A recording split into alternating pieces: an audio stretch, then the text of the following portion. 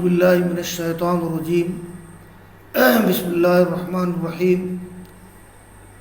الم تر الی الذین قیل لهم کفوا ایدیکم واقیموا الصلاة وآتوا الزکاة فلما کتب علیہم القتال اذا فریق منهم یخشون الناس کخشیۃ اللہ او اشد خشیہ وقالوا ربنا لما كتبت علینا القتال لولا اخرتنا الى اجل قریب قل متاع الدنیا قلیل والآخرۃ خیر لمن اتقى ولا تظلمون فتیلا۔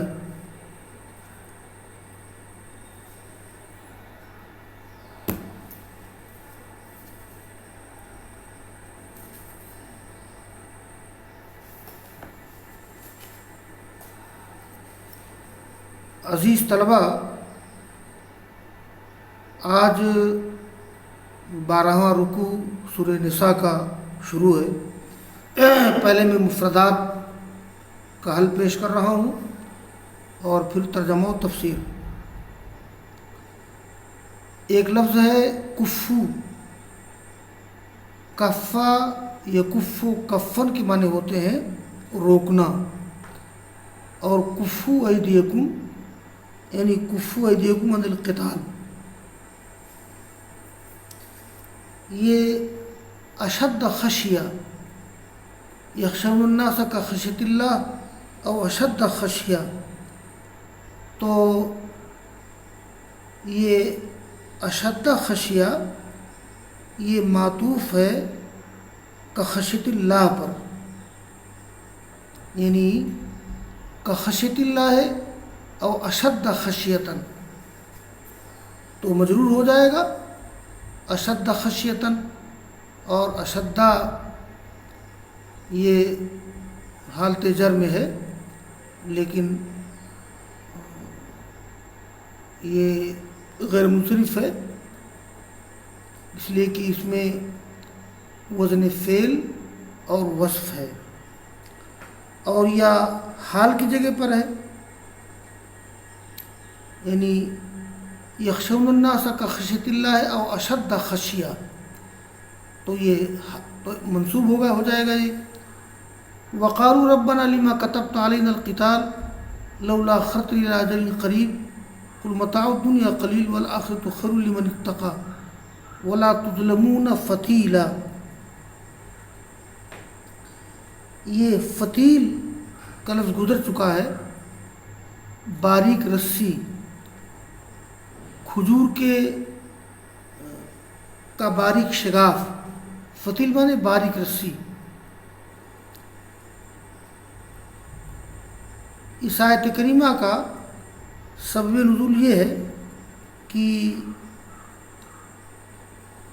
صحابہ کرام کی اس جماعت کے بارے میں یہ آیت اتری ہے جو مکہ میں تھے، اور ان سے کہا جاتا تھا کہ ابھی مکہ میں قتال کرنے کی ضرورت نہیں ہے، ان کو مکہ میں قتال سے روکا جاتا تھا، حالانکہ وہ لوگ جلد بازی کر رہے تھے کہ ہم کو قتال کا حکم دیا جائے، اور جب مدینہ میں آئے ان پر قتال فرض کر دیا گیا تو پیچھے ہٹنے لگے بعض لوگ قتال سے، لیکن ایمان کی کمی کی وجہ سے نہیں، دین میں شک کی وجہ سے نہیں، بلکہ موت کے خوف سے یا قتل کے خوف سے۔ تو ایک سبب نزول یہ ہے۔ بعض مفسرین کی رائے یہ ہے اس آیت کا نزول ان یہودیوں کے بارے میں ہوا ہے جنہوں نے مسلمانوں سے معاہدہ کیا تھا، دوستی کی تھی، تو اس میں ان کی حالت بتائی گئی ہے۔ بعض مفسرین کی رائے یہ ہے کہ اس آیت کریمہ کا تعلق منافقین سے ہے جو اسلام لائے تھے قتال و جہاد کی فرضیت سے پہلے، اور جب قتال فرض کیا گیا تو ان لوگوں نے ناپسند کیا۔ علامہ شوکانی لکھتے ہیں ھذا اشبہ بالسباق، سیاق و سباق کے لحاظ سے زیادہ راجح یہی ہے کہ یہ آیت کریمہ نازل ہوئی ہے ان منافقین کے بارے میں جو قتال و جہاد کی فرضیت سے پہلے مسلمان ہو گئے تھے، اور جب قتال فرض کر دیا گیا تو اس کو ناپسند کرنے لگے۔ دیکھیے ترجمہ دیکھیے، اے نبی کیا تو نے ان لوگوں کو نہیں دیکھا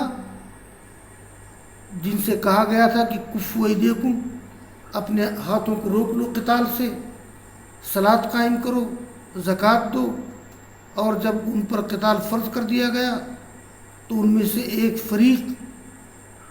فریق کے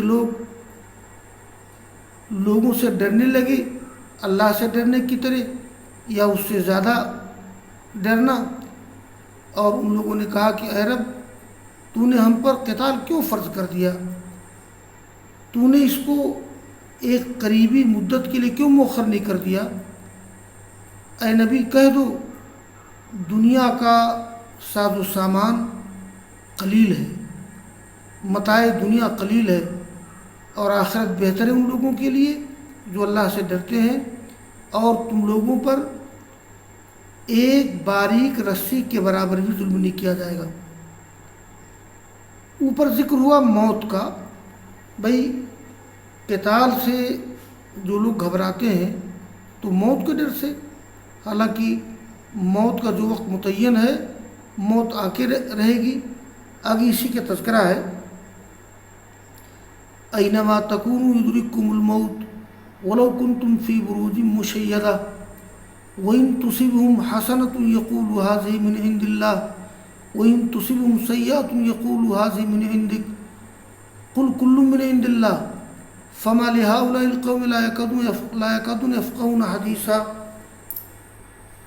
مَا أَصَابَكَ مِنْ حَسَنَةٍ فَمِنَ اللَّهِ وَمَا أَصَابَكَ مِنْ سَيِّئَةٍ فَمِنْ نَفْسِكَ وَأَرْسَلْنَاكَ لِلنَّاسِ رَسُولًا وَكَفَىٰ بِاللَّهِ شَهِيدًا مَن يُطِعِ الرَّسُولَ فَقَدْ أَطَاعَ اللَّهَ ومن تولى فما ارسلناك علیہم حفیظا۔ یہ اینما تکونوا یدرککم الموت ولو کنتم فی بروج مشیدہ۔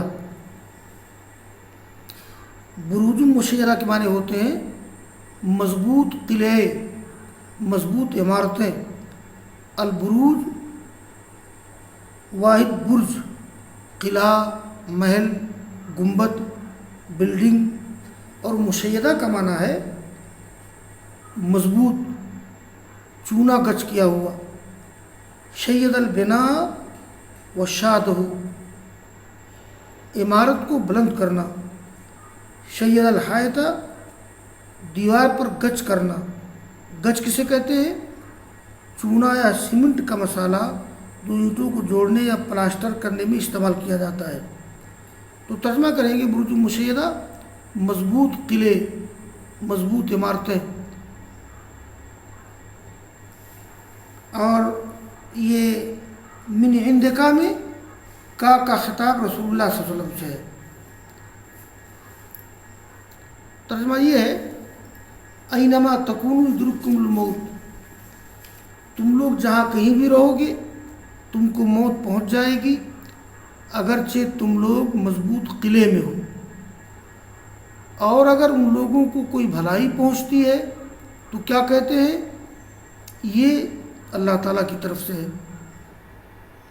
اور اگر انہیں کوئی برائی پہنچتی ہے تو کہتے ہیں کہ اے پیغمبر یہ تمہاری طرف سے ہے۔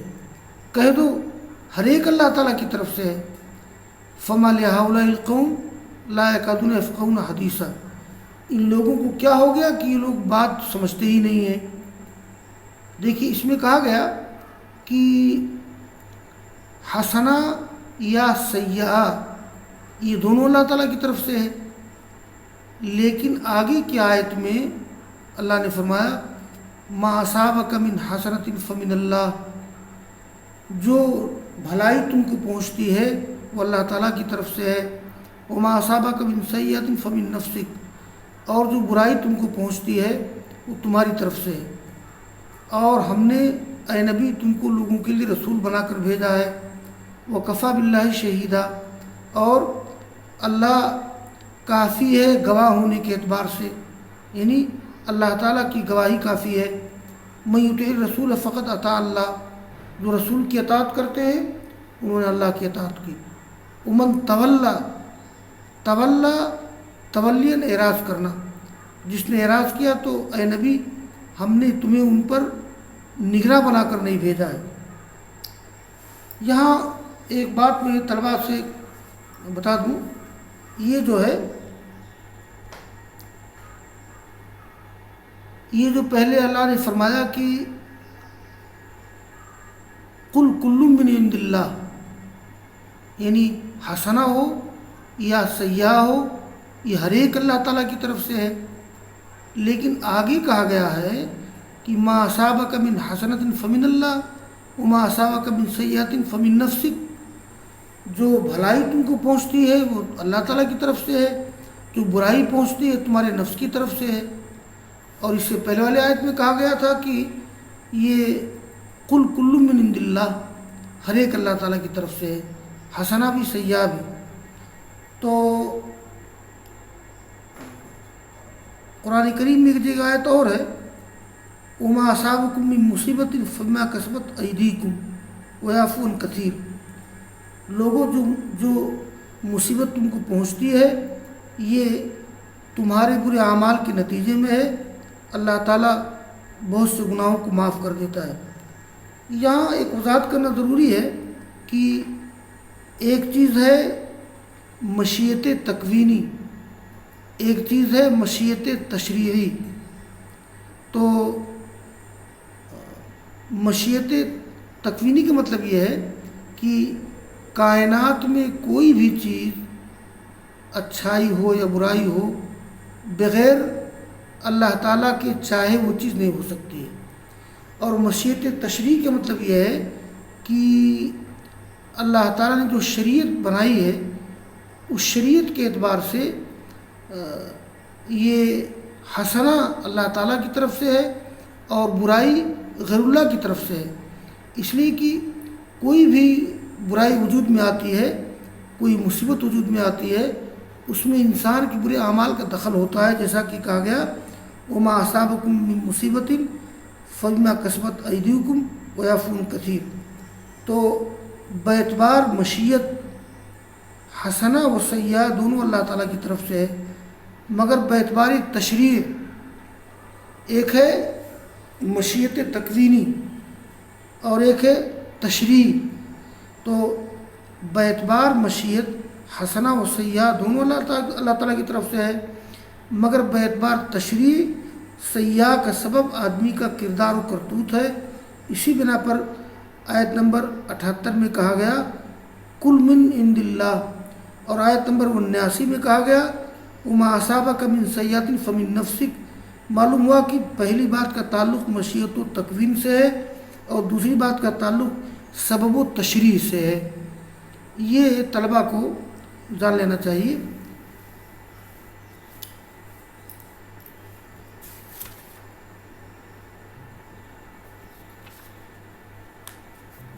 بس آج کا درس یہیں پر ختم کرتے ہیں، اور وآخر دعوانا ان الحمد للہ رب العالمین۔